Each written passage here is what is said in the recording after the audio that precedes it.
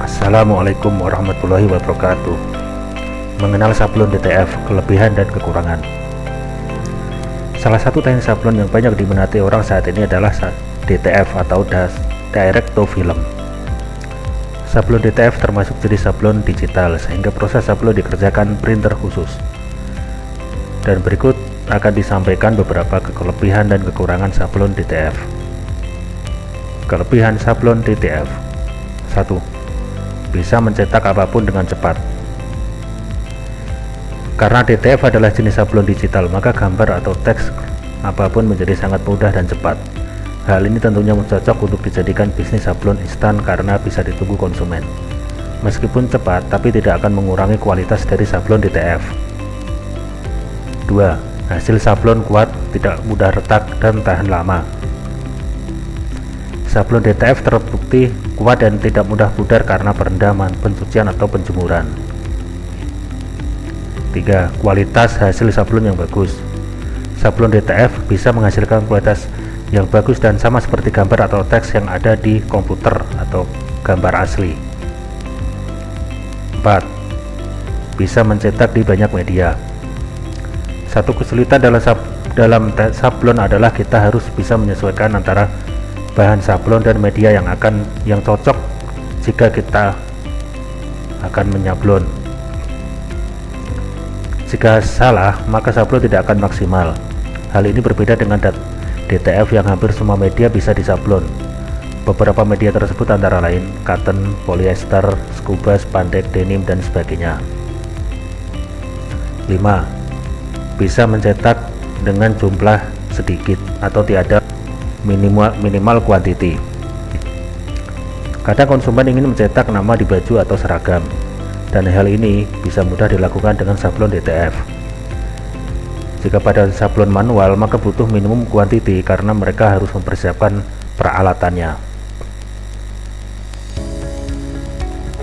Setelah kita tahu kelebihan DTF, maka kita akan sampaikan beberapa kekurangan sablon DTF. Dan berikut adalah beberapa kekurangan atau kelemahan dari sablon DTF. 1. Biaya atau perangkat yang mahal. Untuk bisa mencetak sablon DTF dibutuhkan beberapa perangkat yang menurut ukuran saya cukup mahal. Beberapa merek printer DTF yang populer adalah Rhinotex, Texco, Atlas, Nebula, dan sebagainya. Harga baru printer tersebut di kisaran di atas 50 jutaan dengan area cetak yang bervariasi dari A3 sampai 62 cm. Tapi hal bagus di Indonesia adalah banyak orang yang berpikir kreatif sehingga bisa mengupgrade printer A3 menjadi printer DTF. Yang populer adalah Epson L1800 dan untuk harga baru sekitar 13 jutaan. Tentunya bukan hanya printer yang dibutuhkan untuk bisa memulai sablon DTF, tapi kita harus ada perlengkapan lain seperti oven untuk melelehkan bubuk DTF, alat press untuk transfer dari film ke kaos. Harga oven DTF berkisar 2,5 jutaan dan alat press berkisar 3 jutaan. Sehingga jika kita total 3 peralatan tersebut, yaitu printer Epson L1800 13 jutaan, lalu oven 2,5 juta dan press 3 juta, maka totalnya sekitar 18.500.000. Hal ini tentunya belum pendukung yang lain seperti roll film, bubuk DTF, dan tentunya tinta khusus untuk mencetak sablon DTF. 2. Kelemahan yang lain dari sablon DTF adalah belum bisa mencetak gambar gradasi. Jika kita ingin mencetak gambar bendera yang berkibar, gambar bayangan, atau air ombak, maka hasilnya akan datar. Inilah menjadi kelemahan sablon DTF, yaitu belum bisa mencetak gambar gradasi atau gambar 3 dimensi. Kesimpulan secara umum, dengan modal awal yang cukup besar tersebut tentunya membuat kita berpikir matang jika kita ingin usaha atau bisnis sablon DTF, apalagi jika kita masih baru dalam bisnis sablon. Tapi jika kita sudah terbiasa bisnis sablon, misalnya sudah ada bisnis sablon manual, maka menggunakan sablon DTF adalah solusi yang bagus.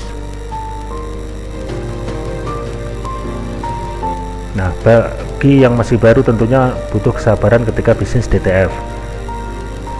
Tapi beberapa teman saya, termasuk saya yang masih baru dalam sablon DTF, maka banyak belajar dan mencari sumber peluang adalah hal yang penting untuk kita lakukan. Hal yang saya lakukan ketika sudah cukup mahir untuk sablon DTF adalah mengajak kerjasama di banyak tempat, misalnya tempat fotokopi, dengan memasang spanduk untuk layanan sablon DTF. Nah, itulah beberapa kelebihan dan kelemahan dari sablon DTF dan juga peluang dari bisnis sablon DTF. Sekian dan terima kasih.